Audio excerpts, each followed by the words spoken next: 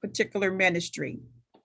Today, we seek to begin to do our best to equip you with knowledge, to reinforce the understanding of the challenges, but most importantly, to move into action.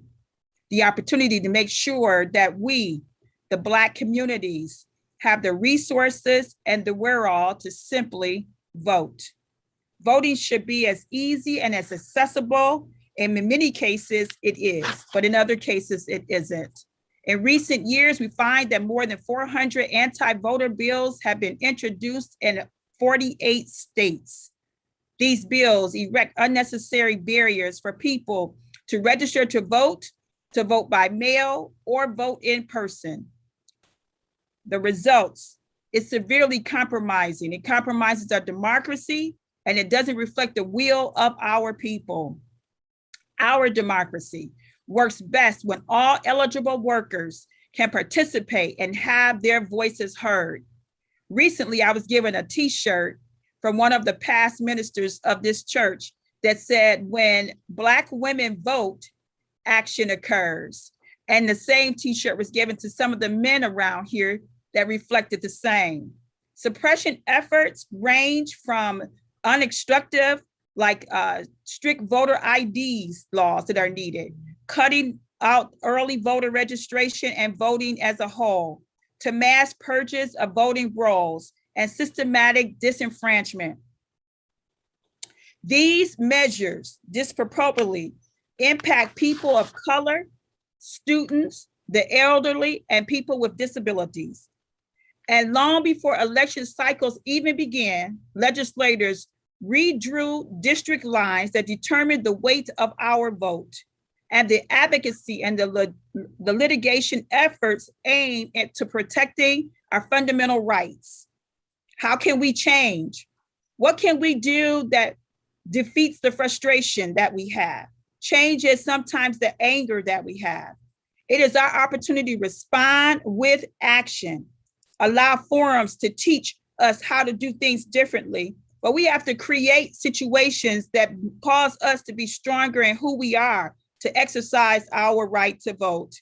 We need to create our own materials, market our own strategies, have our own platform, offer rides to and from the polls, deliver snacks to keep them in the line, get donations, create mock voting so that we understand ballots better. We have the opportunity to create change. But what I want to share most of all, that our faith and our spirituality in Jesus Christ speaks of a God that transforms this world back into ways that we mean and we know that will give us radical justice, inclusion, and peace. A world where everyone has a place and everyone has an opportunity to exercise their right to vote. As humans, we are called to, as the writer in Genesis tells us, that we are to be stewards of that world, working alongside with God, doing our part to make what we believe is a difference and what should be and what ought to be. I'm sure a lot of us on this day would think differently in other ways of other cultures and other people. But yet for us, we must be there to help the homeless, caring for the earth, speaking up for the voiceless, offering hope and solidarity, creating a beautiful art and a meaningful place that will go on for days to come. But we must also participate in one other way, and that is voting. For better or worse, our government plays a huge role in shaping the world that God has created for us and is working towards us to restore.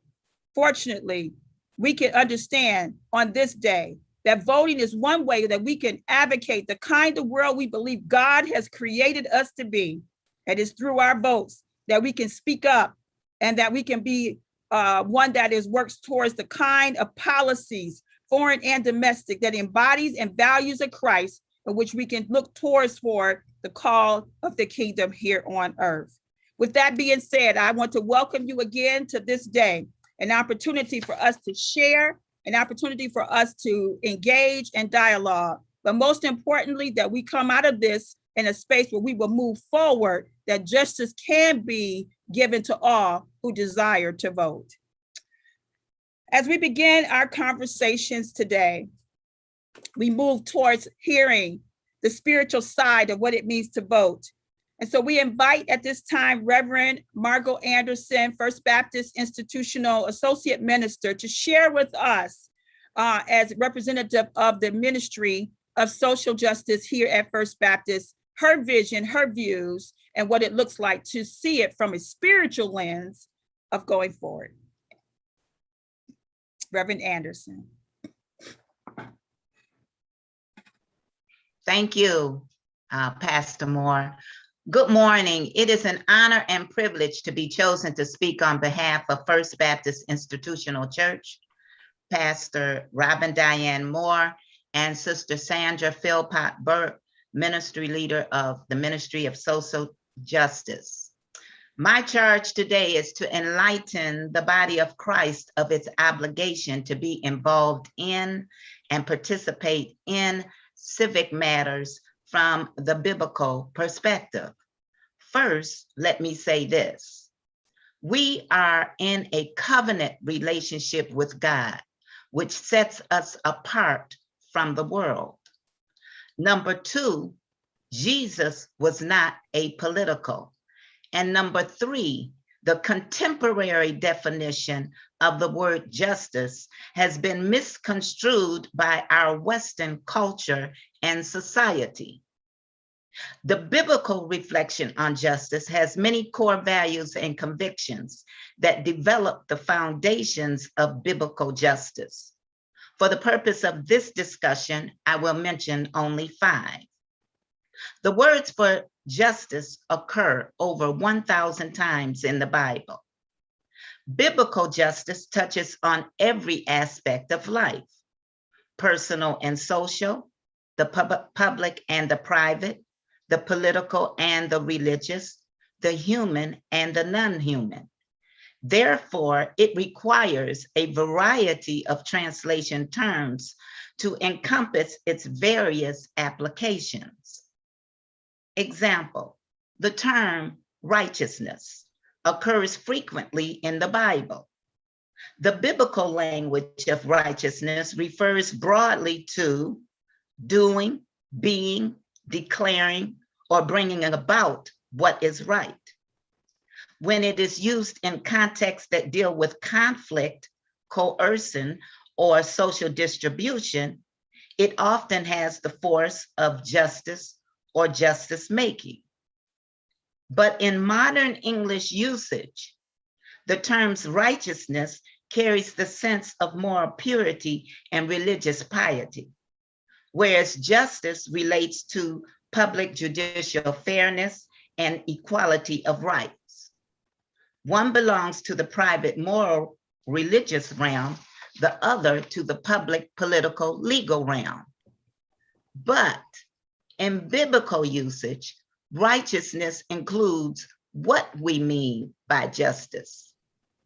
Often in the Hebrew Bible, righteousness and justice occur as a word pair with virtually identical meanings, such as, but let justice roll down like waters and righteousness like an ever-flowing stream, Amos 5:24.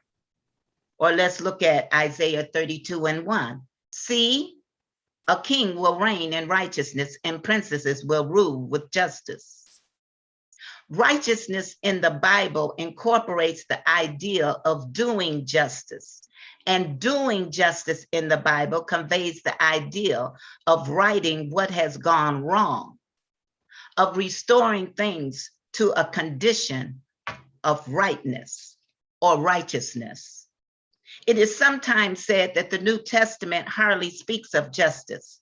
However, when it is realized that the term righteousness belongs to the same field of meaning as justice, it becomes clear that the New Testament is no different from the Old Testament with respect to its focus on, commitment to, the realization of justice. Herein lies the modern conflict. There are some in our society that are representing the church who directly oppose social justice, which, by the way, is the secular terminology of justice. On those terms, and for this reason, First Baptist Institutional Church should be clear as glass. What are we advocating for and who we are advocating for? With that in mind, we are standing up for righteousness/justice. When you stand up for righteousness, it doesn't segregate groups of people by race, age, gender, color. We will, I hope, represent the biblical worldview, which is righteousness/peace. 1 Peter 2:9 says, but you, or we, are a chosen generation, a royal priesthood, a holy nation, a peculiar people, that we should show forth the praise of him who has called us out of darkness into his marvelous light. The biblical conception of justice is larger and more comprehensive than the contemporary concept. The church exists in a unique covenant relationship with God. This relationship depends on God's justice, God's absolute goodness and faithfulness to commitments. The church upholds the covenant by living in accordance with God's law, the Torah. Law, by definition, involves legislation. The same is true of the biblical.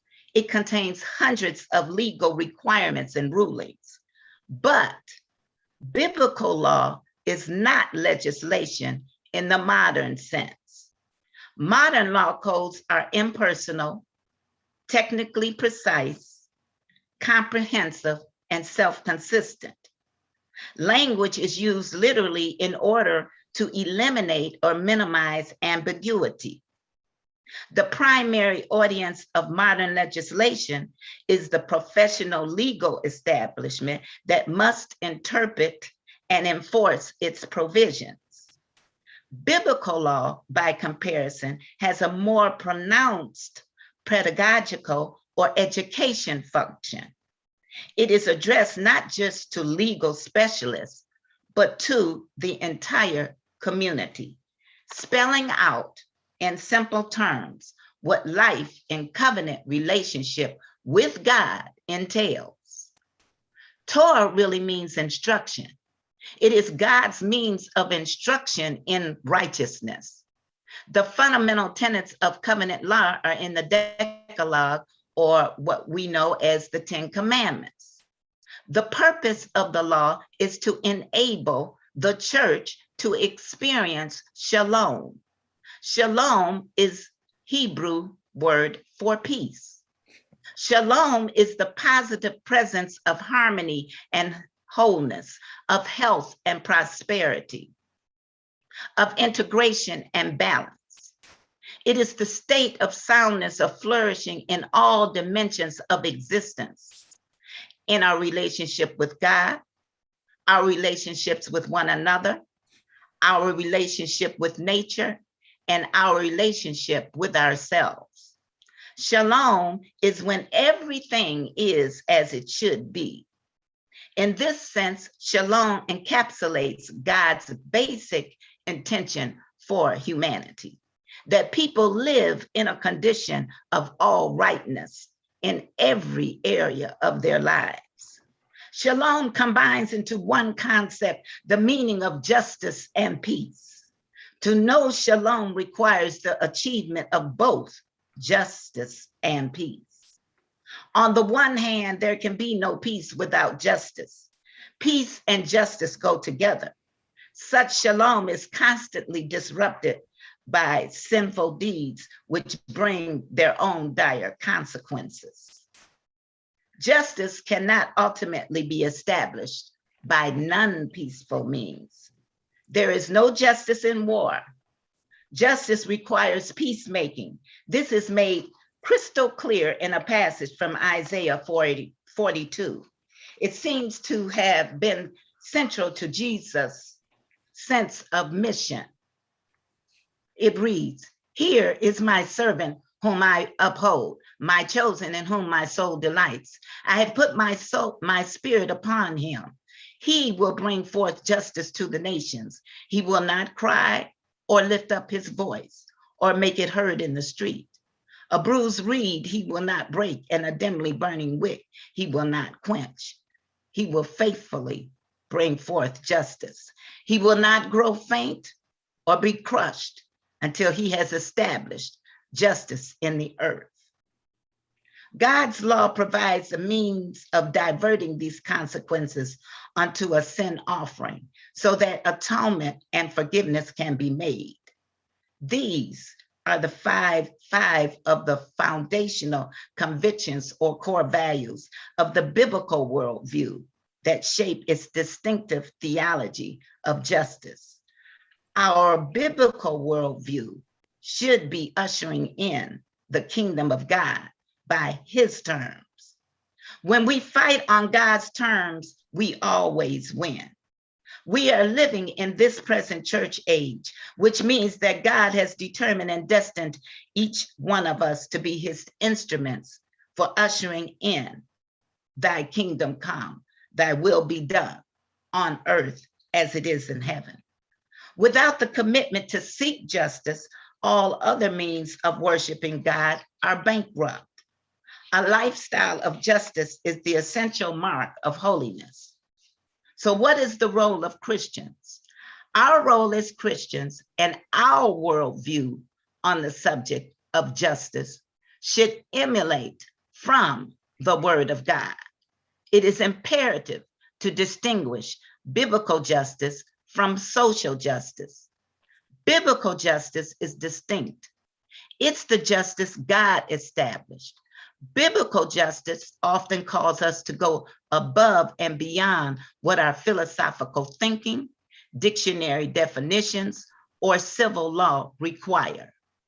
Social justice is a fragmented definition of justice, just as denominations are a fragmented form of our beliefs. Biblical justice is all for one and one for all, no matter what ethnicity, race, color, or gender. The church must be clear in its defense of justice and the form of justice we will advocate.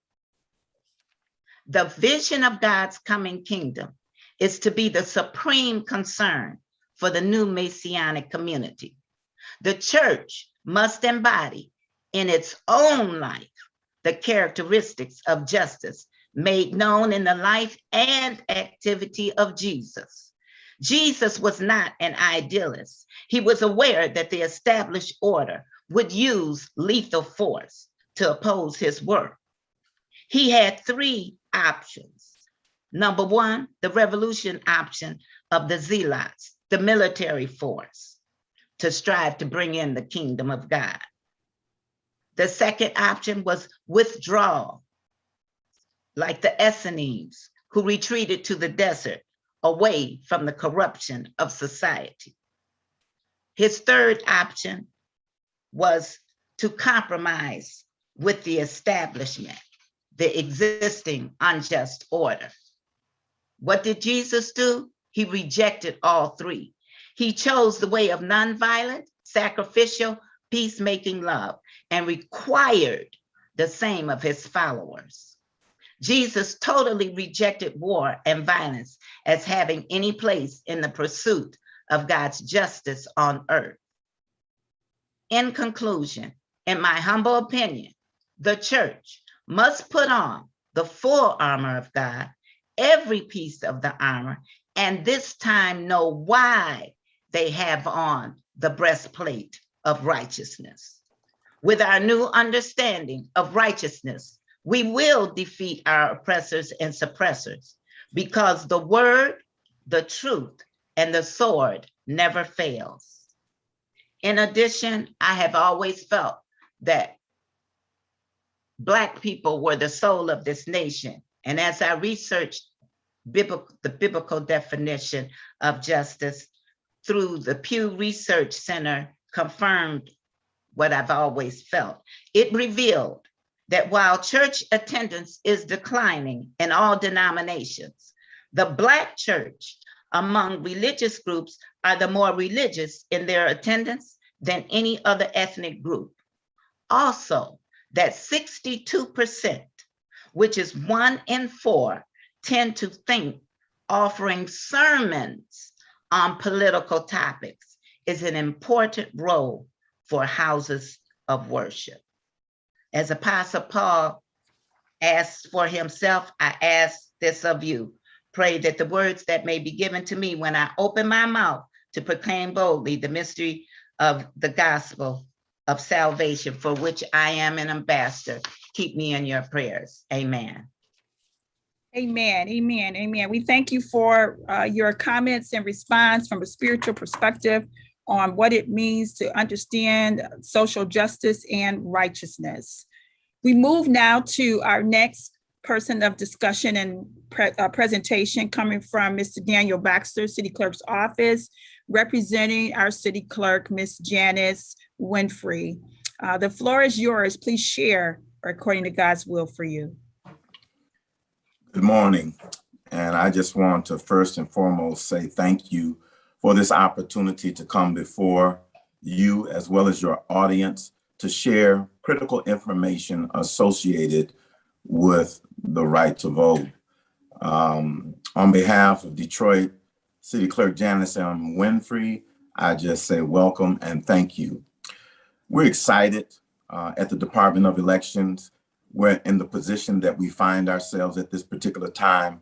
We've done some great work for the primary election. As you all know, that this year we have a municipal election cycle. On August 3rd, we had the municipal primary election. And on November 2nd, we will be engaging in the general election, where you'll be voting for the mayor, the city clerk, city council, both at large and by district, police commission, as well as community advisory commission in both districts 4 and 7. But before I share information associated with this year's election, I must digress and just talk a little bit about where we were last year. If we really want to get a full, complete understanding of the voter suppression that this country is undergoing right now, we have to look back at the November 3rd presidential election. At this time last year, we were in the heat of an election. There were ingredients that created a perfect storm for a perfect situation for voters to get out and engage in the process. As you know, in 2018, Proposition 18 passed, which allowed for voters to vote by absentee with no reason, coupled by the fact that we were in the grips of a pandemic associated with the dynamic that people, particularly Detroiters, were seeking change during that particular presidential election. And as such, we received more than 190,000 absentee voter applications and counted 174,000 ballots. That was unprecedented. The highest turnout that we had for absentee voting was in 2012 when President Obama ran for his last term, and we counted approximately 80,000. So we more than doubled the amount of absentee ballots that were cast for that election. On election day, it was one of the most exciting elections that I had an opportunity to engage in. I'm gonna say that again. It was one of the most exciting elections that I've ever had an opportunity to engage in. I have been engaged in the voting process at the Department of Elections since 1985. I participated in the election with Coleman Young, when Kwame Kilpatrick ran for his first and second terms, when President Obama was on the ballot. Nothing, and I mean nothing, compared to what we experienced during the 2020 presidential election.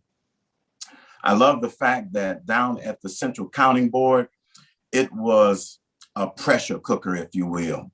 We had more than 1,800 poll workers who engaged in that process to ensure that every vote that was cast was properly processed and processed efficiently for Detroiters, that we might be able to make the difference in the presidential election. As you are aware, President Biden won the state of Michigan by approximately 150,000 votes. And if Detroit hadn't have gotten out and engaged in that process, this state would have continued to remain red. So I'm going to say it again. Detroit made the difference in this presidential election for the state of Michigan. When you saw that all of the mayhem began to occur during the counting of absentee ballots, it was the exact same time that the results reported that Biden was ahead by 150,000 votes. The then chairperson of the Republican Party posted a text on Facebook calling all Republicans to come down to the Central Counting Board to assist in causing mayhem. They tried everything that they could to deter our voters. They stood up in the middle of the counting center shouting, "Stop the count, stop the count, stop the count." They did everything to disrupt voters standing in the center of the area, not wearing their masks. But we were so grateful that DPD was present to make sure that we could continue to count those absentee ballots free of any barriers. As you know, after the election, that's when the steal tried to occur. In terms of when we went to the Wayne County Board of Canvassers as well as the State Board of Canvassers, they almost balked, but it was the power and presence of prayer and God that made the difference in that particular election. Nonetheless, as a result of what happened during the 2020 presidential elections, the Republican Senate here in Michigan introduced 38 draconian election law with one main goal. And the objective was to preclude and deter people of color, particularly in metropolitan Detroit and urban communities, from engaging in the process. They introduced laws such as voters who vote by absentee ballot have to present voter identification when they mail their application in, or the last 4 digits of their social security number. Now, there's a law that they're trying to push that basically says that the city clerk or clerks all over the state can no longer mail unsolicited absentee voter applications or to those individuals who request to be placed on the permanent absentee list. In addition to that, they do not want clerks to have absentee voter applications available on their website or at the Department of Elections where voters could easily come and pick them up. I'm reminded of what President Obama once said.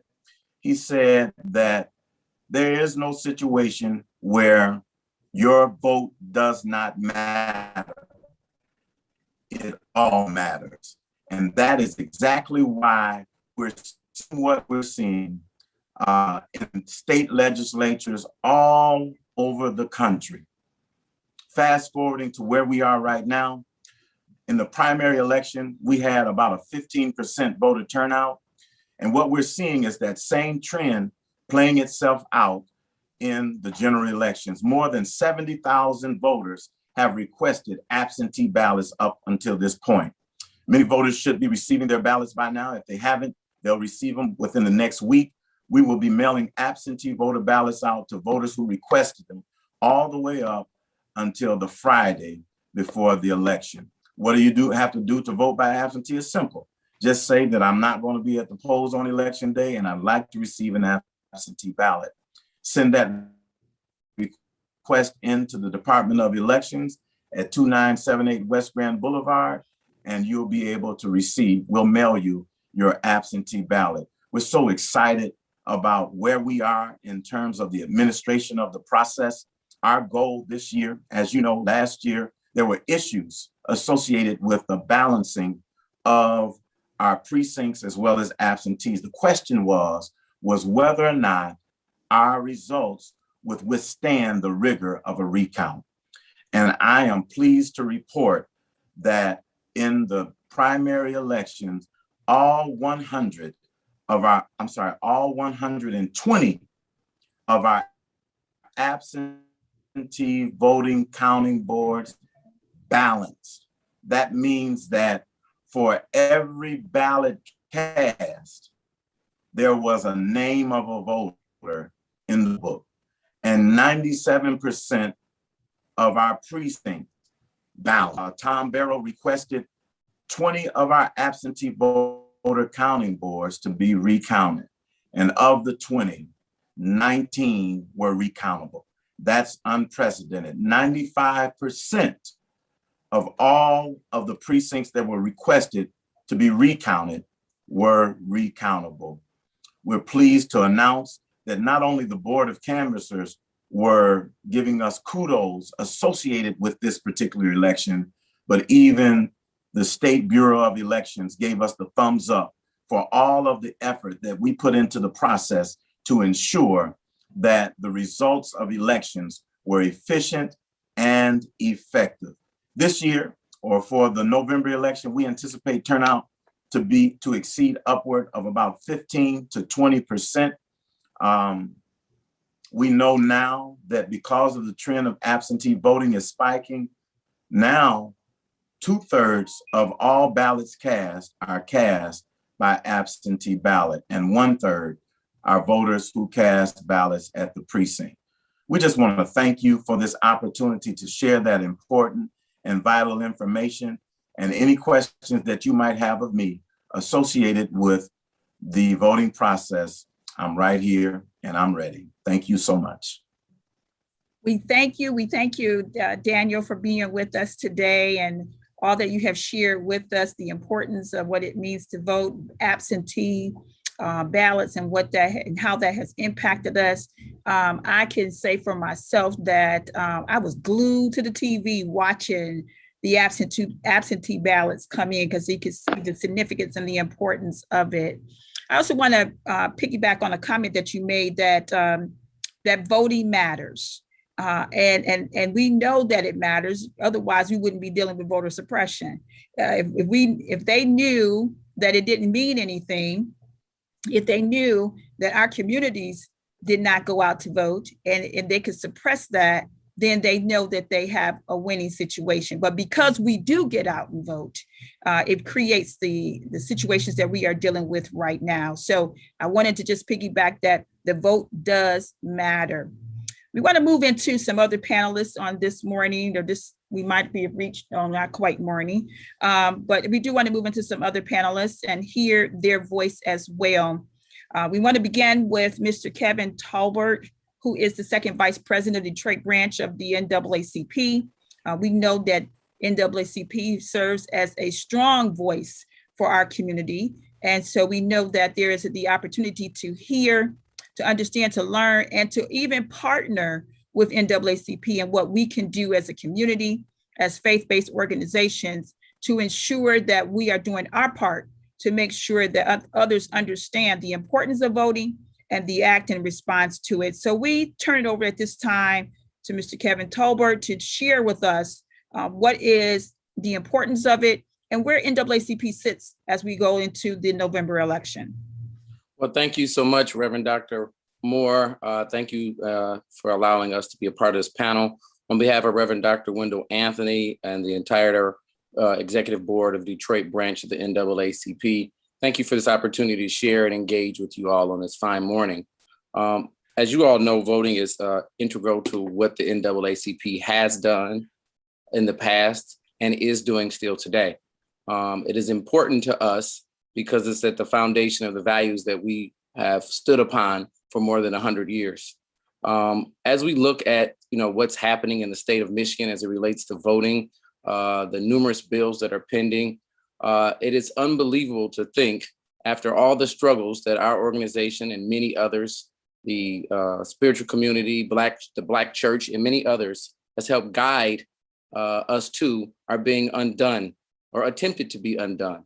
Looking at this attack because there are people around the country who are upset or undone because of a big lie, and a big lie that's just rooted in the opportunity to try to fire up the base of the former president. So we look about and we see the bills that are pending. We've heard it mentioned a couple times already, but in the state of Michigan, the NAACP is engaged in trying to push back on the 39 bills that can be summed up by basically just doing one or two things, which is they are meant to harm our election system or restrict the voting rights of our citizens. There are 28 bills in these two different categories.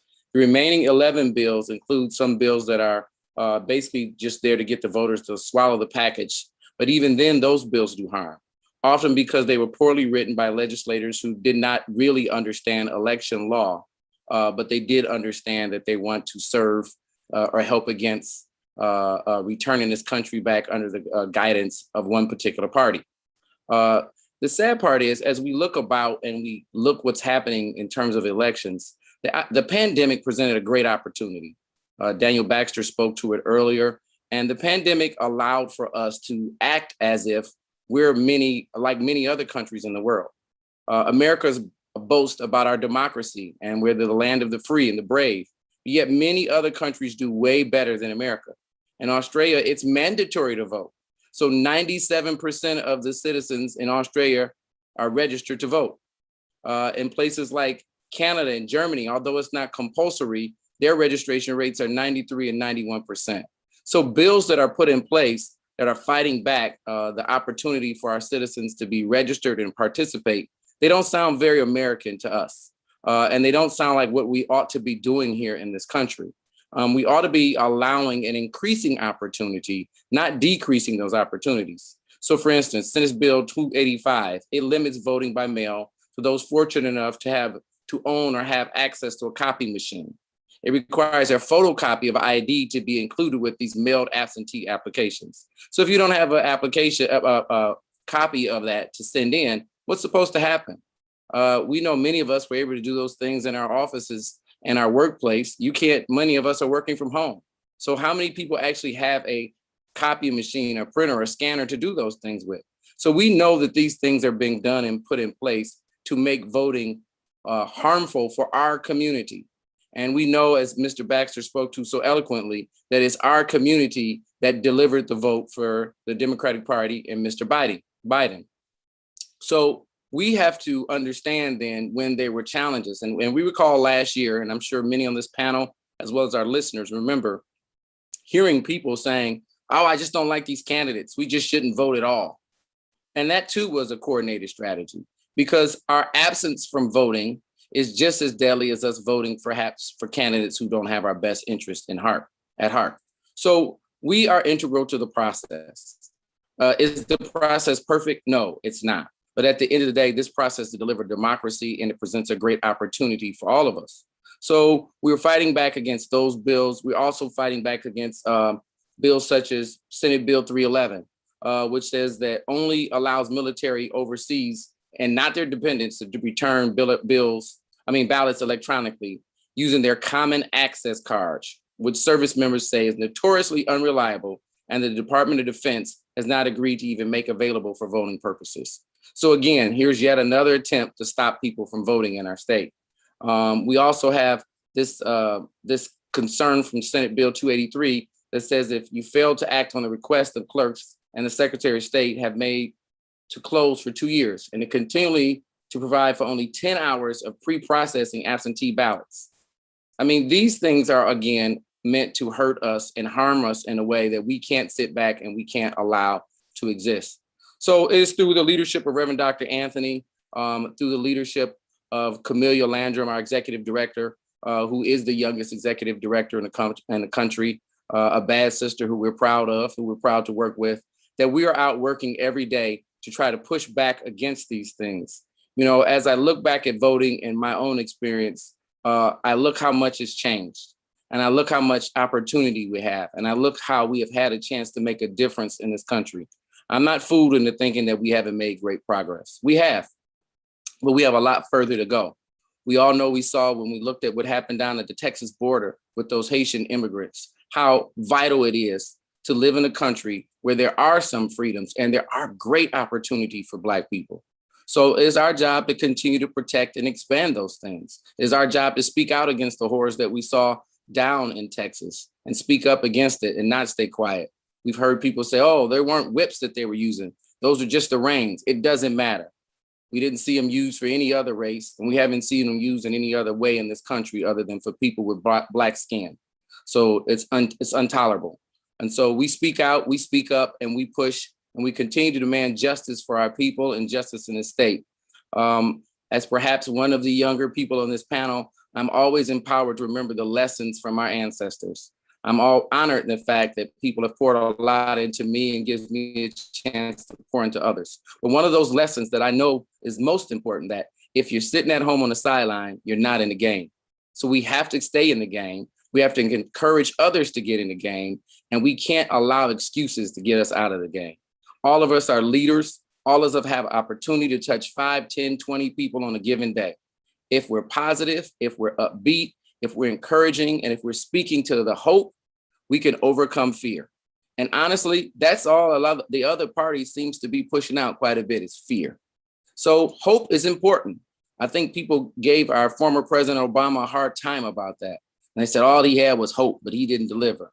But he did deliver. He delivered on national health care.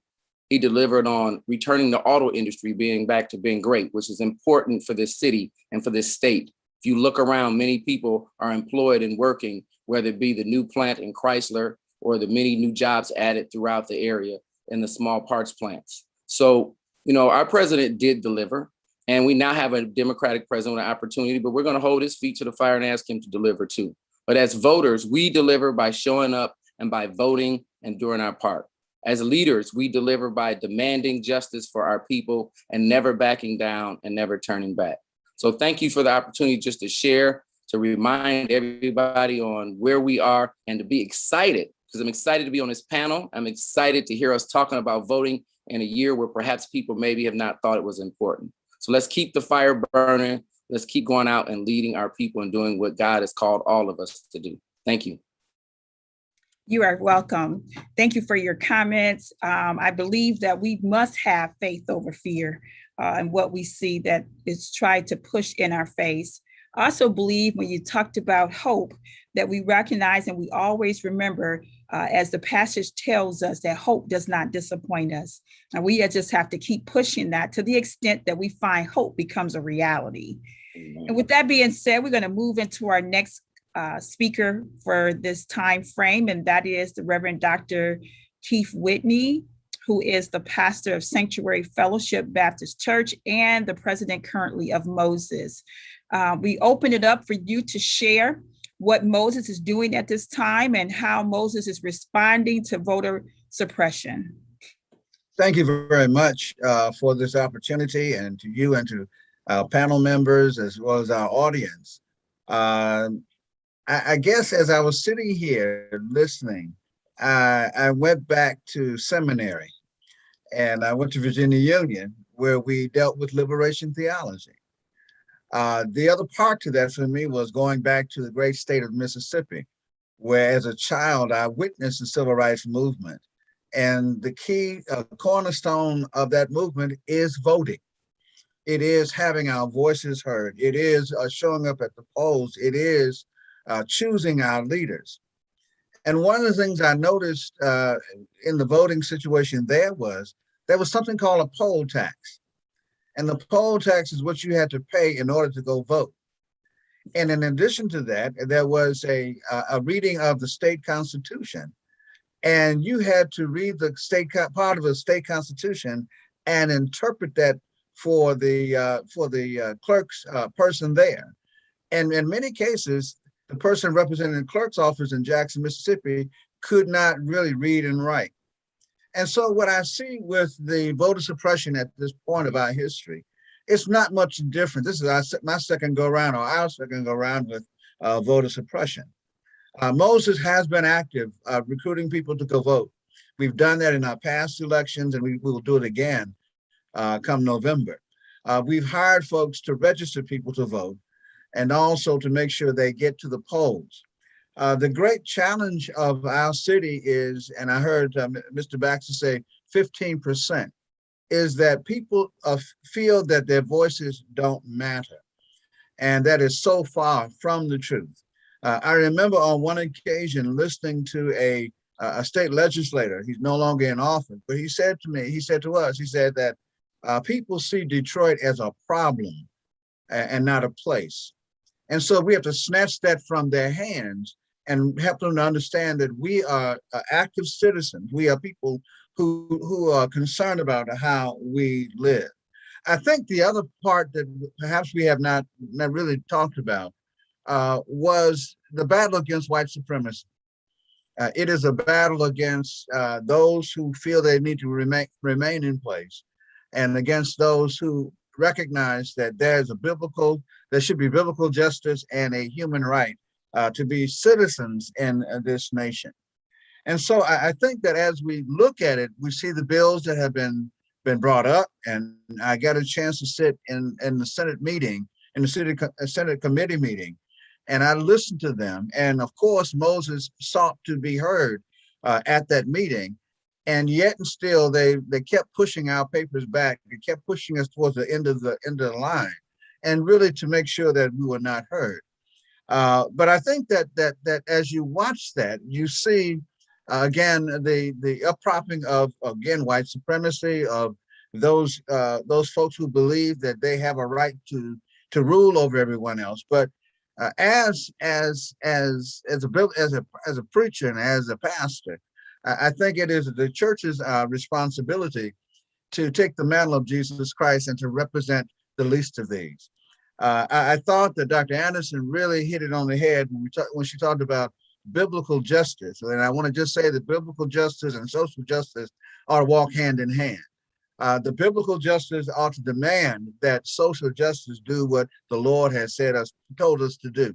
So I think that as we move forward, we have to help people to understand that voting is an intrinsic right and a responsibility. Our people are afraid, and I think I've heard it said that, well, my vote doesn't count. We've seen the elections decided by 1 or 2 votes. And my own thought on this is just this. If you think your vote doesn't count, that means you don't believe that you count. And so we who are churches, we who are social justice organizations, may have to take the job of trying to help people to understand that they do matter. They do count.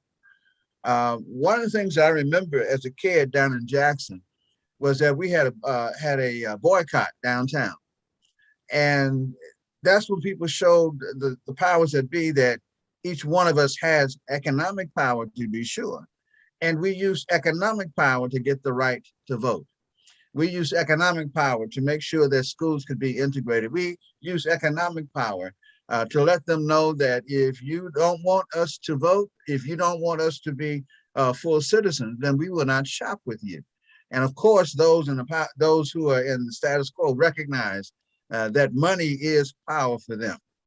But I think that as churches and as social justice organizations, it may be our task to help people to recognize their own humanity. And recognizing their humanity, yes, go vote, but also beyond the vote, that they may live in a neighborhood that is tough, that is what we call the ghetto, but they still have a voice, they still matter.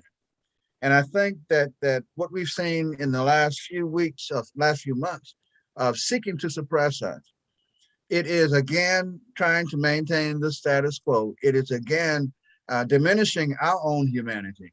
And I do believe that by voting and by being socially active, as well as biblically using biblical justice, that we can prove who we are within our community. I also believe that, and as someone mentioned it a few moments ago, I believe that there's a desire to create a one-party state. If you look around the world, we now see a proliferation of countries that used to have democracies and now are run by 1 or 2 people. When our former president, 45, we don't call his name much, when he decided when he became president, I believe that his goal was to create a one-party state, and we are still living with that legacy. And so again, for those of us who are in positions of influence, pastors, or social justice organizations, it's going to be our task now to battle a one-party state and to make sure that democracy is still alive. And it can only remain alive if our people are able to go vote. And I know they're making it difficult, but we still have to battle that. But in addition, to make sure that people feel, as citizens of this nation, that we have all the rights and responsibilities of citizenship. That's where we are. Thank you. Thank you so much. Thank you so much. I think that you hit something that was really passionate to me, and that was with regards to us not only valuing the vote, but how we value ourselves as it relates to the vote. When I reflect on a post on social media by actually a family member that saw no need in voting because they saw no purpose for them personally, and that there was no value to it because they didn't feel like, one, that one vote really mattered, but also that in that vote, what did it mean for their people? What did it mean for her children? What did it mean going forward? And for as much as I try to convey differently, at a moment's notice, at a second notice, I was going to be in confrontation with my own family member. Right. And rather than expose that on social media, I end up calling her. It did not change her opinion, but yet it was my opportunity to share what I could share. And it turned out that some other persons was responding to her as well. And we just pray that through conversations that we can change that mentality. But it just brought me back to the moment of what my family member had done on social media and had no desire, no intentions at all, and did not vote. I pray that we are beginning to move her differently. We will only know when she decides to vote. Right. So let us move into our next panelist for this time, and that is Roland Liggett. Am I pronouncing it correctly for you? You got it. You got it. All right, Roland. We want to hear from you and share from your perspective, your lens on voter suppression, and how do you think we should go forward from here? Thank you, Pastor. So first of all, thank you all for having me here this early afternoon, late morning for a very important conversation. My name is Roland Leggett. I'm the Movement Politics Director at Michigan United. Prior to that, and this is one of the reasons this conversation is so interesting for me, I was a regional political director for the Biden campaign last year. So was on the side, was working hard within the presidential campaign, but didn't know a lot of what was going on the ground for legal reasons. So I'm finding out this year so much of all the great work that folks on the grassroots level have been focused on and we're doing, and I'm very grateful for all of that. You know, we've talked a lot this morning about why voting is important, not only from a spiritual perspective, but from a civic perspective. And I've heard a lot of folks talk about the frustration that people have around not only access to voting, but whether or not their vote will be counted properly. And there's a lot going on both here in Michigan and around the country related to that. And there's a lot of things that we can do as a community in addition to voting. So yes, we have a municipal election coming up in Detroit this November, but there's a lot of things we can do before then to ensure that not only the election can run smoothly this year, but that we continue to enjoy the access to voting that we saw expanded in 2018, that we heard other panelists speak of this morning about how that expanded access really allowed us to dig deeper into our community and get folks to the polls in 2020. So specifically, on the ground here in Michigan, as has already been mentioned, there were a number of voter suppression bills that were moving through the legislature. So here's where the current status of those things stand. Initially, there was an effort by Republicans to pass these voter suppression bills and then have them brought to the governor's desk. Then they changed their tactics more recently, and there's an effort to get these really, really damaging and targeted voter suppression tactics placed onto a ballot initiative and placed before Michigan voters. So there's a little bit more of a longer runway for that. So we are working, Michigan United is working with coalition partners around how to respond to that. There's a number of things that we're doing from, and this is a statewide effort, right? It's not just about what's going on. It's not just about Detroit, but we're working with partners all over the state in determining both a short-term, long-term, and medium-term response to this. So short-term, because in the short term, we need a rapid response to all these things that are happening on the ground here in Michigan and around the country. Medium-term, because if there's a ballot initiative that is potentially going to be put before Michigan voters that's going to be damaging to communities across the state, we want to be prepared for that. And then long-term, redistricting comes up every 10 years, right? So we know that happens. So let's create a framework on the front end about how we'll respond to that as a community. So a lot of that's happening. And in terms of the folks that we're speaking to this morning, one of the things that would be incredibly helpful is for folks to commit to commenting during the redistricting hearings that are occurring in Detroit this upcoming week. There's a number of hearings where commissioners will be discussing how they're going to be drawing these maps that will speak to not only our state elections, but congressional elections as well. So folks committing to comment there is incredibly helpful. I'll make sure that my information is circulated to the panelists and to others for folks that are interested in being connected to that. We have training for you and talking points, all those things. It's not difficult to do, but it makes a massive difference. So the redistricting piece of that is incredibly important. In terms of voter suppression, there's a number of things that are happening on the federal level that we're very focused on with national partners. So the For the People Act, which is currently stalled in the Senate, would really address all of these voter suppression efforts that you're seeing prop up across the country. As I'm sure many of you know, years ago, the Voting Rights Act was not renewed. So as a result of that, the federal government is really limited in its ability to oversee elections, particularly when the Department of Justice identifies a particular city or municipality or even state that is intentionally going after certain groups of voters, namely the folks that look a lot like us. It's difficult for the Justice Department rather to be able to respond to that as a result of the Voting Rights Act being expired. So the For the People Act not only restores those protections, but it expands them to ensure that the laws that we're seeing in places like Georgia and Texas and the ballot initiative that we're seeing an effort to be passed here in Michigan are basically null and void, are not able to do what they're intended to do, which is to affect the folks, the most vulnerable voters' ability to cast their ballots. So what can we do about that? So we already know that in terms of redistricting, making sure that folks are committing to public comments is huge.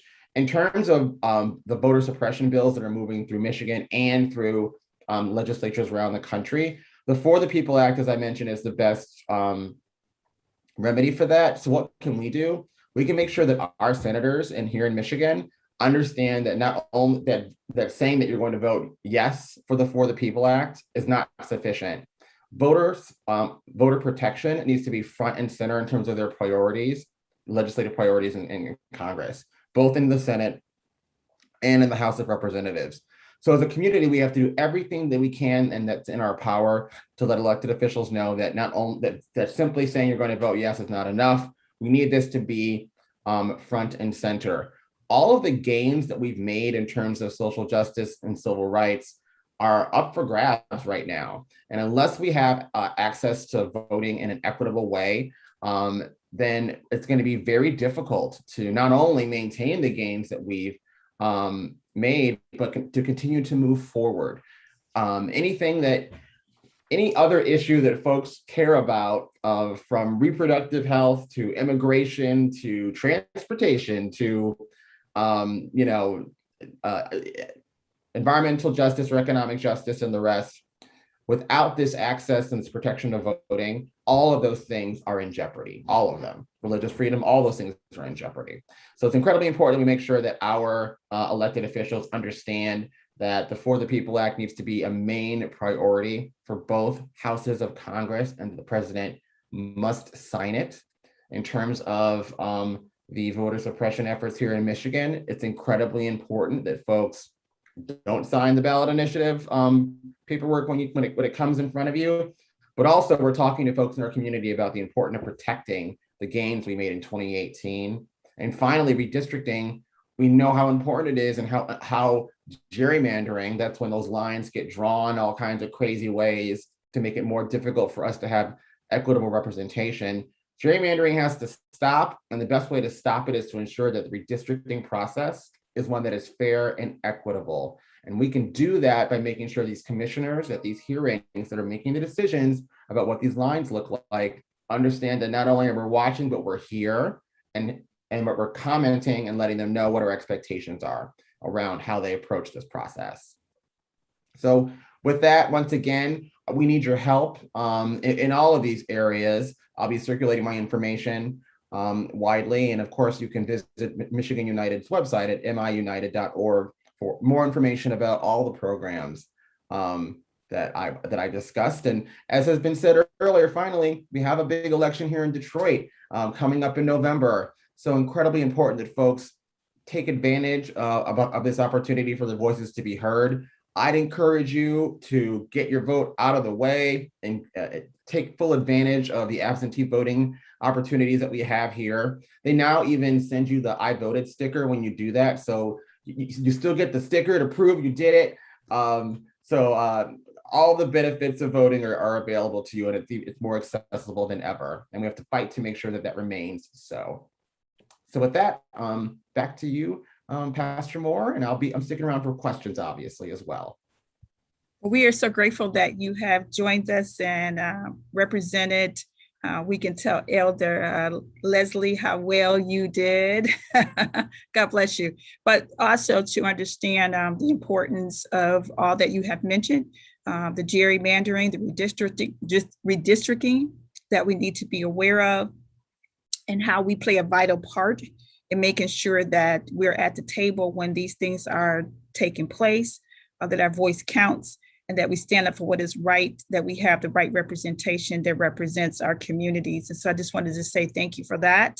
And thank you for the opportunity that I serve with Dr. Duckworth on the faith-based relationships with Michigan United. So just wanted to say thank you on behalf of that committee as well for you stepping up and coming before us on today.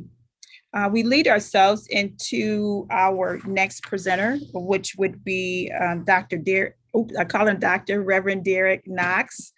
Derek is with the Michigan Poor People's Campaign and pastor of LOM in Lansing.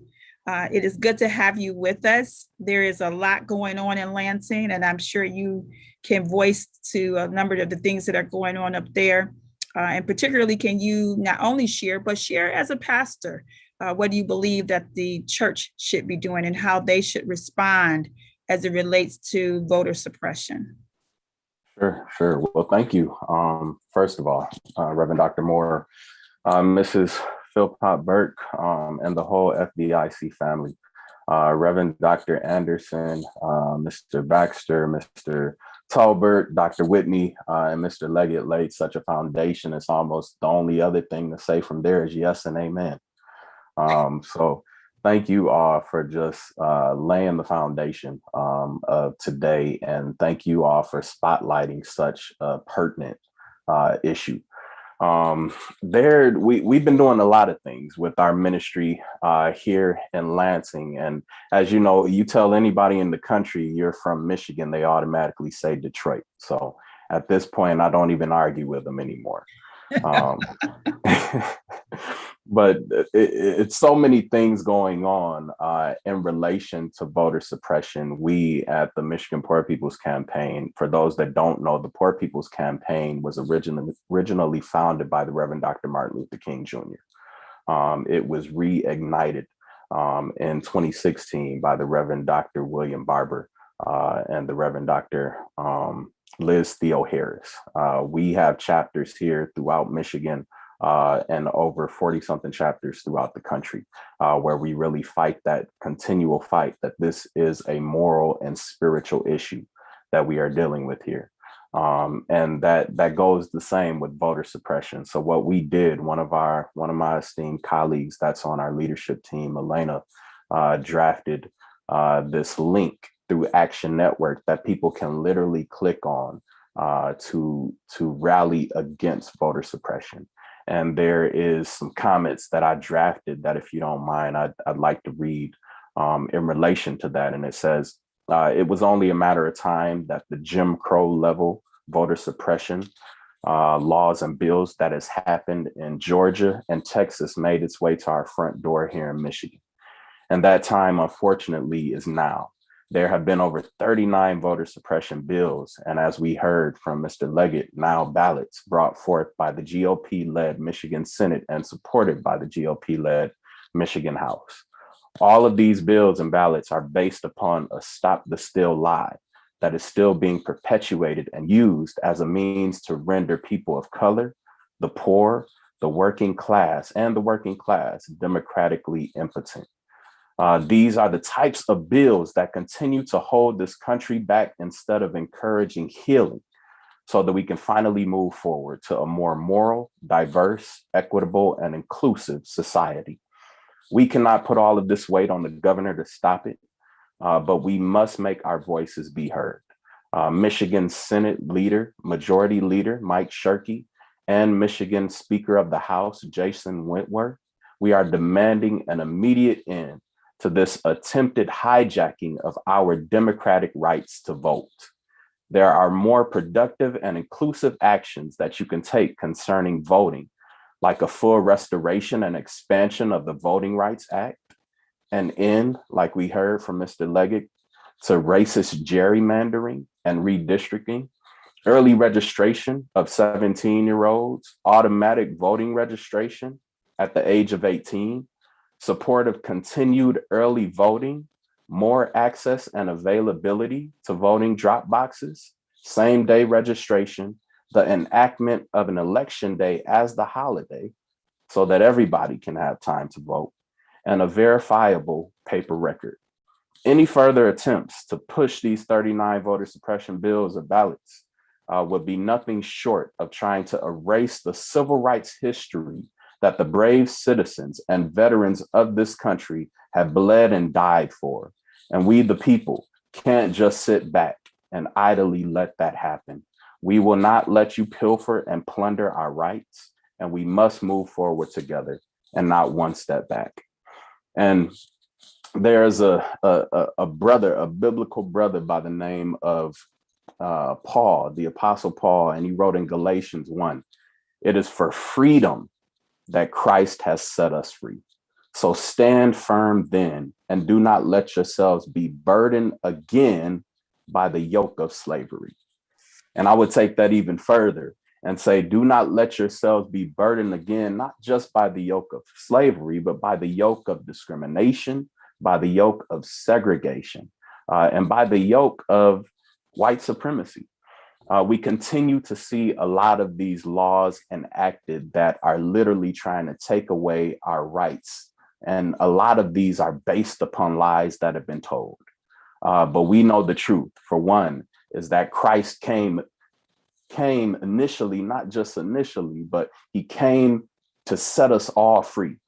And what that means for us from a biblical perspective is that we have to use our voices. We have to utilize that freedom to fight against these continual yokes that are trying to be placed upon us by people that do not mean us well.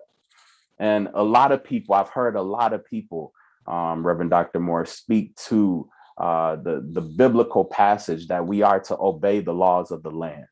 But to properly exegete that passage, Paul was talking about laws that should line up with the biblical mandates that we have, not necessarily these unrighteous laws, as Dr. Anderson so eloquently put it. We are to stand against these unrighteous laws and practices. That's our biblical mandate, That's what Paul was doing against King Agrippa and so many others. That's what John the Baptist was doing against Herod. That's what so many other biblical figures and characters, including our Savior Jesus Christ himself, did. He stood in the midst of it all for righteousness and against unrighteousness, unto death, ultimately, rising on the other side of eternal life there. And it's our mandate to not only stand up for our rights, but it's our mandate to stand up for those others that may not have a voice that is as big as ours, to stand up and stand in the gap for them, for our brothers and sisters, our siblings across the whole world. So that's my 2 cents to add there. Bless you, bless you, bless you. So glad to have you with us and your comments on behalf of the Poor People's Campaign.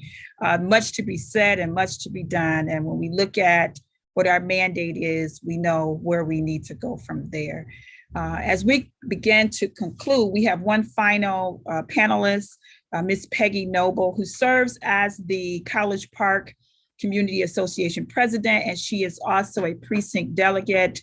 One thing that most of our panelists are, or all of us are, is an advocate for those who are either voiceless, those who do not understand, those who need more learning and more education. And for Ms. Peggy Noble, she meets with the residents of the area that surrounds our local church, 48235. And in doing so, the opportunity to hear the voice right at grassroots and being able to be an advocate on behalf of those individuals who are struggling with understanding, who are complaining that this is not right. She then steps out on faith, as God has shown her, to be able to exercise as an advocate for those who she serves on a very regular basis. And so without further ado, we want to give Peggy that opportunity of sharing as to hearing the voice of what the people are actually saying, and us being able to respond to it in such a way that we can help, we can guide, we can love on them, and we can move forward. Peggy, it is on you. Well, good afternoon, and thank you so very much. My biological name is Gladys, which is on the ballot every 2 years, Gladys Noble. As a precinct delegate, our job is to educate our constituents on how to vote. One of the things that I usually do, my precinct is 289, which is a very small precinct, but I usually try to get with some of the constituents in my community and educate them on how to vote. A lot of folks do not know how to vote. They complain about what's going on here in the city of Detroit. One of the things we have to stop doing is voting on name recognition. Another thing, we have some folks that come in to our community that's been living outside of the community, and they come in and ask for our votes. A precinct delegate is a very, very important, they play a very important part in the voting. If it wasn't for precinct delegates, we probably wouldn't get as many votes to get out and vote. And Mr. Baxter may can follow up on what I'm saying. One of the things that we do need, we need more precinct delegates, not just to get your name on the ballot, but to get out here in the community and educate our constituents on how to vote and why it's very important to vote, especially in the primaries. A lot of times folks will vote in the general election and they say, well, I'm not going to vote in the primaries. It's more important to vote in the primaries than it is in the general election. And this is what we try to do. I try to educate our constituents. Because when we vote, look at the 2020 election here in the city of Detroit. When we as a Black community get out there and vote, look what happens. Look what happens. And it makes the other side nervous. This is why they're coming up with all these bills to try to suppress our votes. But when we vote, especially women's, we win. So I'm not going to be talking that much on a precinct delegate, but I do hold a voters registration at every time we're getting ready to vote. I will be hosting a voters registration on Tuesday, October the 5th, in front of Glory's Supermarket on West Outer Drive in Southfield from 12 until 4. And if anybody would like to come out, there's other precinct delegates here within College Park, which will be coming out to assist. But if anyone else that would like to come out and help out with this, it's very important that we get, especially young folks, to vote. Last year, when we went out in 2020, it was a young kid, 18 years old. And he said, well, I'm not old enough to vote. And I said, yes, you are. And he said, well, how do I vote? So we sat him down and we spoke with him. He filled out his application and then he did get the vote in the 2020 election. And that's what a precinct delegate is all about. I will put my email address in the chat if anybody would like to join us. And I would like to thank you all for having me this morning to speak on the part of a precinct delegate. Thank you. So you're welcome. Thank you, Peggy. And we appreciate your support. We appreciate all that you do as a precinct delegate in this area and probably beyond that in terms of location.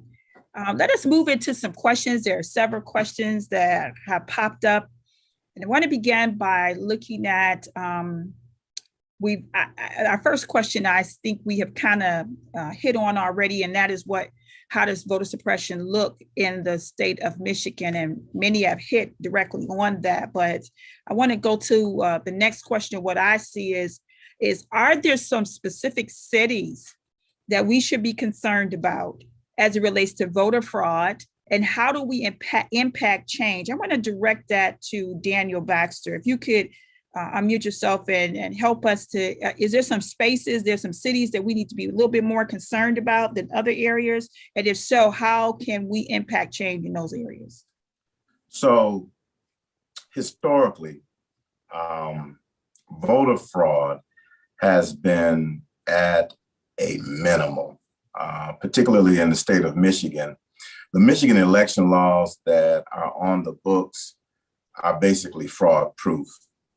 You know, one of the biggest challenges in terms of the issue, the perceived fraud, the perception of fraud is some of the laws that are in place. For instance, there is when an aggrieved candidate files for a recount, their recount letter has to state, I believe that fraud occurred at the processing of ballots at a certain precinct or certain precincts. They identify those precincts. And then what occurs is that the recount begins. The problem with our recount laws is, and we're the only state in the union that has laws like this, that the problem with it is that if there's clerical errors, say for instance, the poll worker who has worked 13, 14, 15 hours that day erroneously records the wrong serial number on the ballot certificate. If that serial number is wrong, it can't be recounted. Or in the event that they go into the transfer case and the poll book says that there are 500 voters who cast ballots, and then there's only 499 ballots in the transfer case, then that precinct can't be recounted. So you have some folk who take an opportunity to say that that is the reason why that precinct can't be recounted, is because that's where the fraud happened. So there's a perception of fraud as opposed to actual fraud occurring. So in terms of cities within the state of Michigan that you need to focus upon or identify and watch, there aren't really any. It's just that whole perception piece that really impacts the election process in the state of Michigan. And as I stated earlier, that's why it was so important for the Detroit Department of Elections to balance all of their county boards to ensure that our precincts could withstand the scrutiny of a recount. And probably none of you even knew that a recount happened. And the reason why you didn't know is because there were no issues. 95% of the precincts were recountable. Thank you. Let me, while I have you, a question has been directed specifically to you, Daniel, and it reads as follows: recognizing the various deterrents Republicans are putting in place, what protective or proactive steps will be in place to deter them and to increase our voting participation? Well, the good news is this. For the 2022 election, those laws, because they started so late in the year, will not be in place for 2022. So we'll be in good shape in terms of absentee voting, voting at the precincts. All of those suppression laws, if adopted, will be in place by the 2024 election, if adopted. And the most important thing that you can do to guarantee that voters are not disenfranchised is education. Voter education, making sure that the electorate understands what's at stake, first and foremost, what happened in terms of putting what's at stake in jeopardy, and then what they can do to overcome the barriers that were put in place. For instance, in 2006, the state legislature put into play the voter identification law, meaning that voters had to go to the polling place and if they voted, they had to present a valid form of ID or fill out the back of an affidavit that declares that they don't have their identification. To ensure that no Detroiter was disenfranchised, the department and the city clerk made sure that we had an educational component in place so that voters, when they went to the polling place, weren't caught off guard and surprised that they didn't have their identification. So the key to dealing with these type of issues, and I think Dr. Wimberly pointed it out earlier in his presentation, you have to educate and make sure that every voter understands that their vote matters and that they have to be engaged and properly equipped to cast their ballots at any and all elections.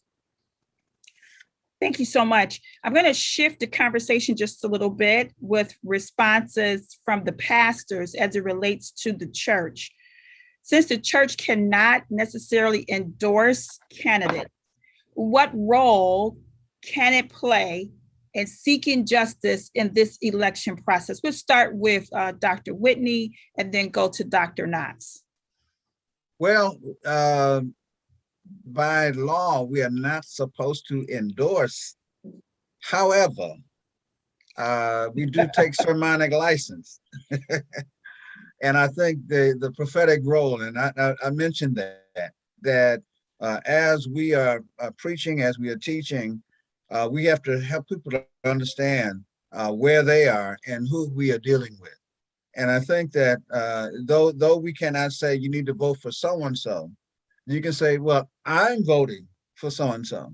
And because of influence, now some people will disagree with you because of their own backgrounds, but when you see the best person running, and when I say the best person, because again, the other hat that I wear is being the chairman of the Political and Social Action Committee, and we get a chance to interview candidates.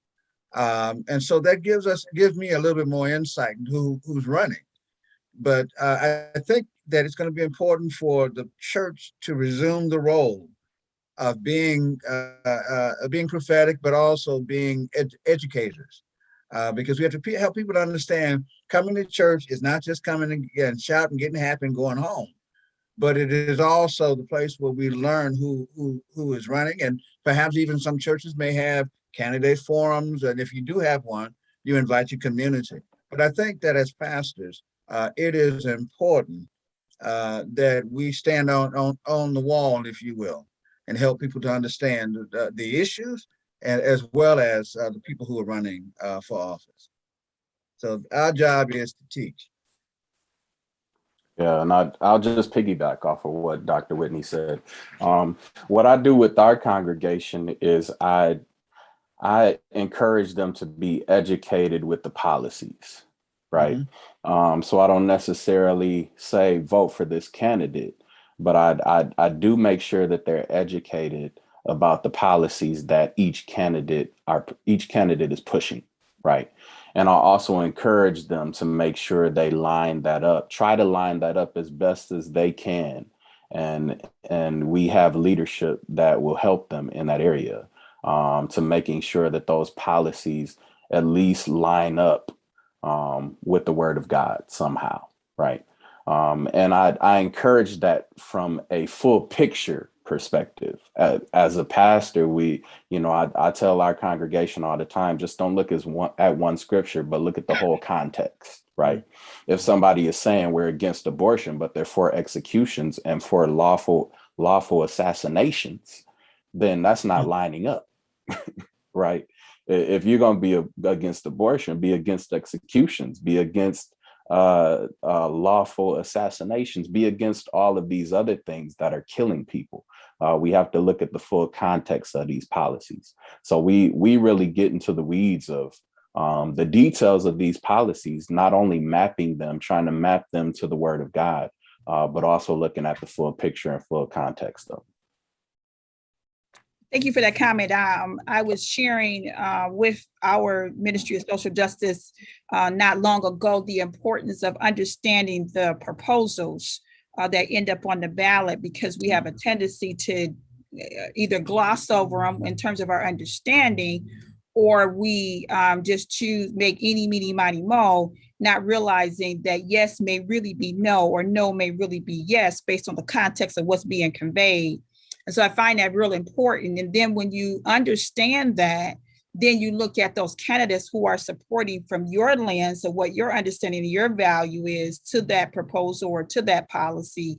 It then helps you align as to who or what candidate you would likely support. So I was really happy to hear you mention the need to understand policy, the need to understand those proposals that come into play. Let me go on to an area that I am passionate about. Someone mentioned as an example that an 18-year-old didn't know, I think it was Peggy or something, that did not know that they had the privilege to be a registered voter. My question would be, and I ask any of you to chime in on this. We'll start with Roland to chime in on this and to understand the importance of engaging young people to vote, and not just vote when they see something really significant in their mindset, such as, Obama running for office. I had a child that drove from Saginaw back home to Oak Park in order to vote because she wanted to be a part of that election. But there's more to it than just those significant times in our history that we vote. And what can we do to engage that? The other part, if you would just piggyback on that, is how do we grab hold of these 17-year-olds so that they know right at 18, whatever that next election cycle is, whether it's primary or the regular general election, what would be the approach to grab hold of those 17-year-olds right then as they're approaching 18? Roland, we start with you, and anybody else who would like to chime in behind him, please do so. Sure, thank you. So I think there's a lot of things that we can do. And I think one of the most important things to do is to remember to not try and reinvent the wheel. So when I say that, because so many folks, both from a faith context and also just grassroots activists or community organizations or community health organizations, already have really great programming in place for youth, particularly those that are 16, 17 years of age and, will soon be 18. And I think the best thing we can do is incorporate civic education and voter registration into the programming that already exists. So if there's summer programming for younger children, having conversations around the importance of voting when it's your time to do so at a young age will make a huge difference. The jobs programs that we really encourage a lot of our youth to take advantage of in the summer and other times during the year, incorporating language around about how a component of being an adult that's a functioning member of society is not just about holding down a job or even just paying taxes. It's about holding government accountable. There was a quote that I heard when I was younger that really affected me, that I really responded to, where there was a former deputy mayor of Detroit told me once, if you don't control politics, politics will control you. And that really stuck with me. And hammering home to younger folk that if you don't control this thing, it will control you. And that's why it's important that you are active in this, makes a big difference. And also getting folks in the practice of voting and staying engaged makes a big difference. Just like we want to get them in the practice of paying their bills on time, want to get them in the practice of maintaining their spiritual health, want to get them in the practice of maintaining their own physical health and that of their families. Voting is an essential component of that as well, but doing that in the context of things that we know are already working, because we already are under-resourced, we already have too much to do. So, me dreaming up a new program for you will not get the job done, but thinking about ways we can work together in coalitions and incorporating all this into the work that we're doing is incredibly important. I'd say another thing too, related to voter suppression and access to voting that came up earlier, and this happened in the city of Detroit during the primary. It's very challenging for clerks around the state to get enough poll workers and volunteers to make sure that voters have access to voting on election day. And it's very difficult to make sure that those folks are trained properly. So also making sure that this and youth folks can also benefit from this because there's jobs that are available to them related to this, but making sure that we're looking into our own communities and asking folks to step up, not only to vote, but to participate in the process by making sure that we have access to voting, that these precincts are staffed properly, to make sure that, because we know already, right, that opposition forces will send people into the city to intimidate voters. So if our people are already there, not only voting, but running the precincts, that makes it that much less possible for them to intimidate our voters. So there's a lot of things that we can be doing to make sure that folks not only have access to voting, especially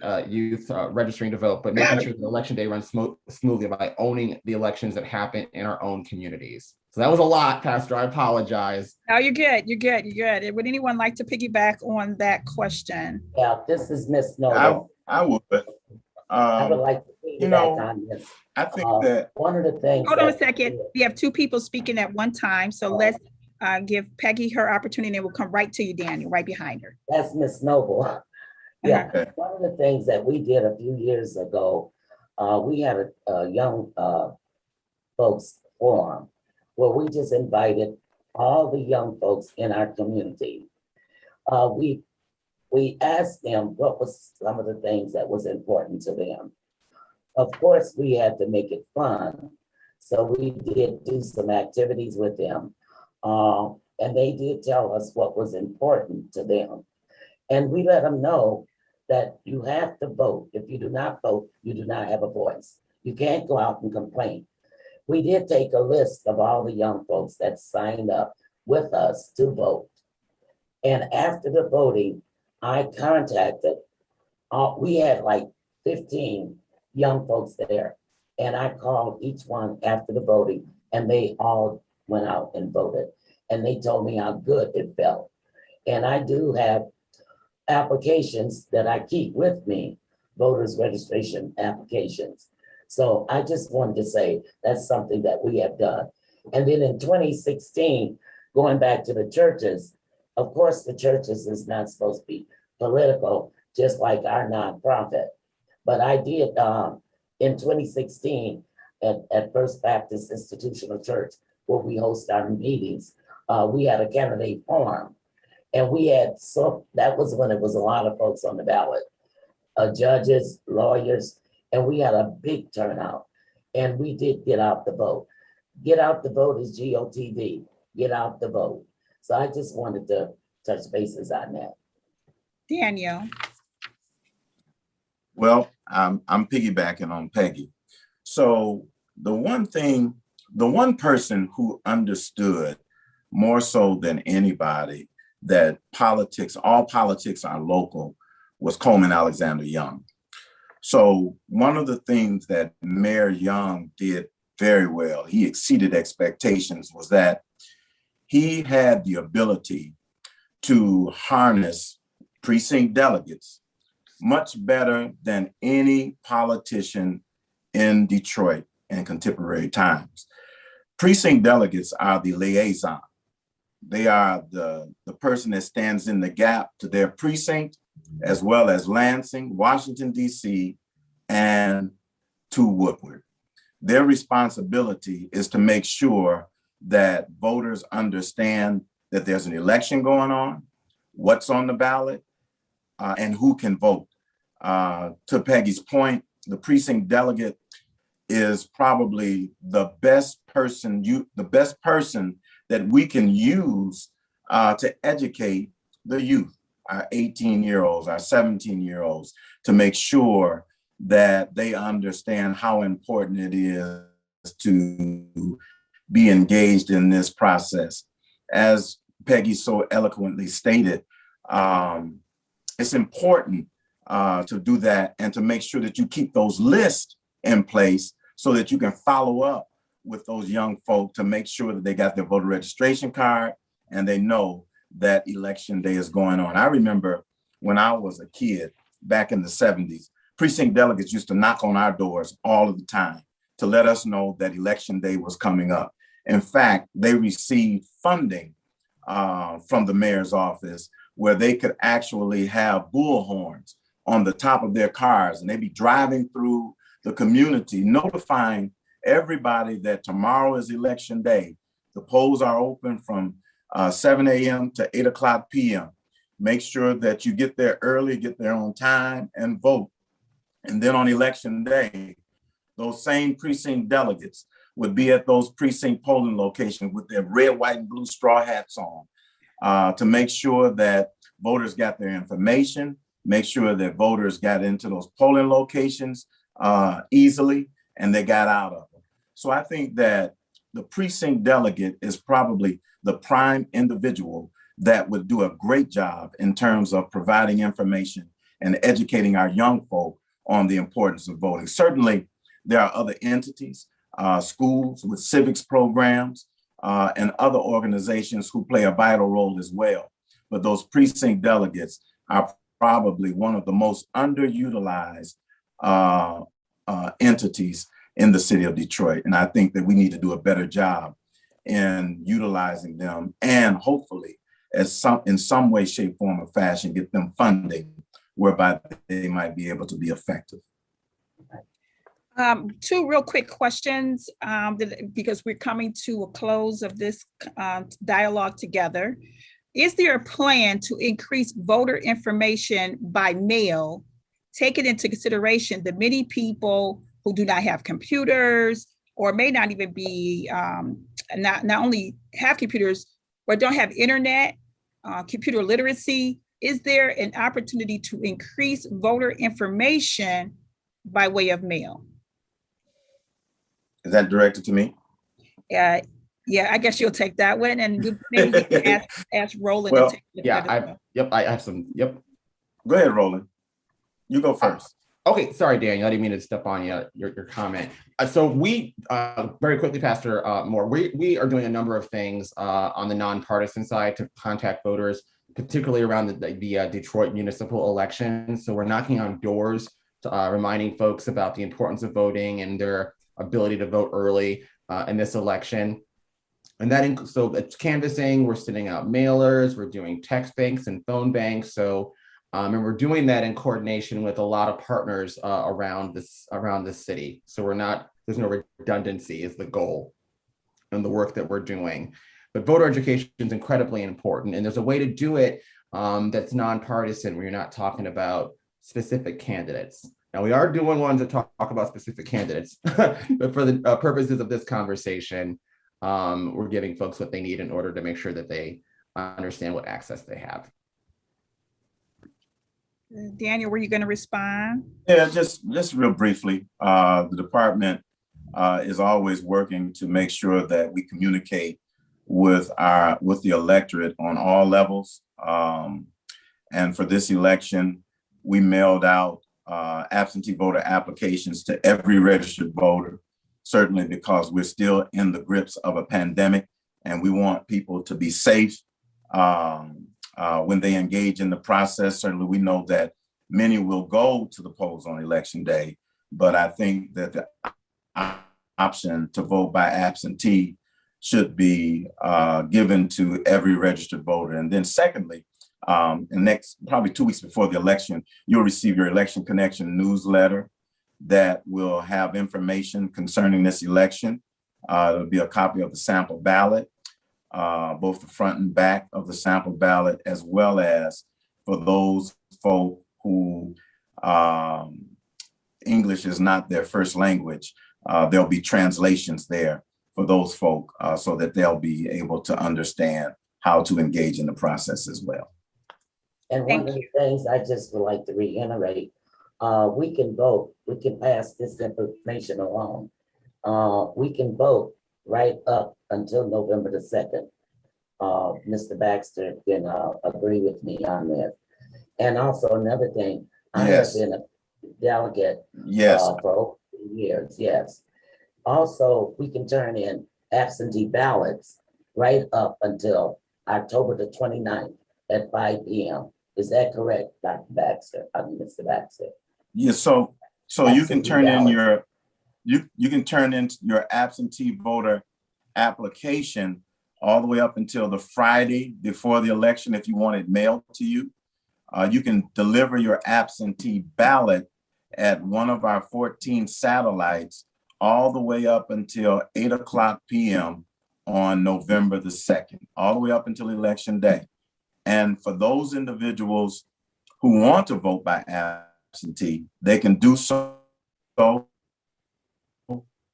all the way up until the Monday before election in person at the Department of Elections or one of the 14 satellites. And if a person is a newly registered voter who hasn't registered as of yet and wanted to vote by absentee, they can also do that at one of the satellites until 8:00 on Election Day. So as we begin to wrap up our conversation, I want to give each of you 60 seconds to say, what would you say to the viewing audience? We had 2 questions that I believe the answers are pretty much given through your conversations. And the one was the importance of valuing the midterm elections. And I think we all agree that they are very important to us, and in some cases could be probably more important. But the other part of it was the other question that was not actually addressed just yet, and that is having more voter locations be in addition to voter education. Would that be helpful to us if we had more locations for voting sites?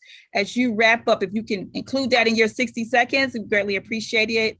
We'll start in my corner, which would be Dr. Whitney. We'll go from Dr. Whitney to Roland, from Roland to Daniel, from Daniel to Pastor Knox.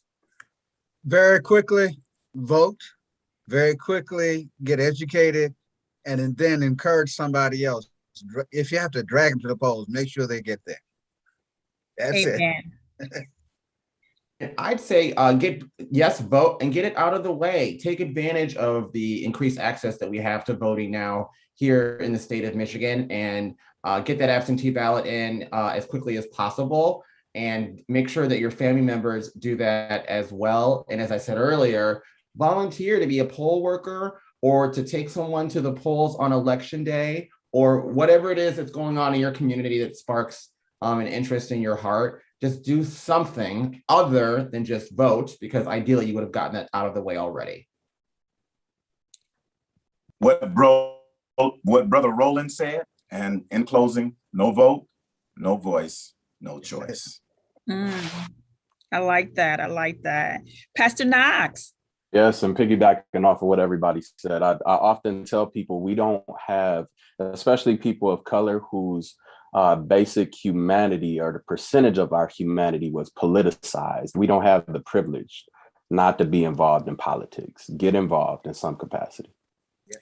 Peggy, and then I'd like to ask Dr. Anderson to respond as well. Just a quote: "Take your souls to the polls." Amen.